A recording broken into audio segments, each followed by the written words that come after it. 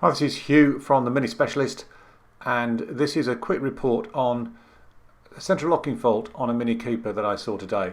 The fault appears to be in the central locking motors in both front doors.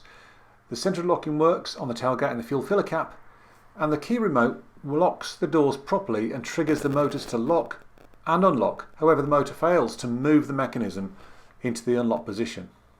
The following video was taken inside the door, so you can see what's happening.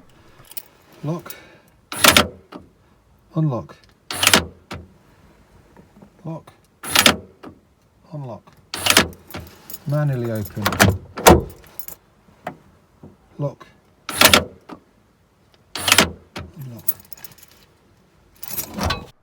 In terms of repair costs, we're looking at an hour of labour per side to remove and then replace the actuators, and then to source the parts you're looking at probably £30 to £40 per side.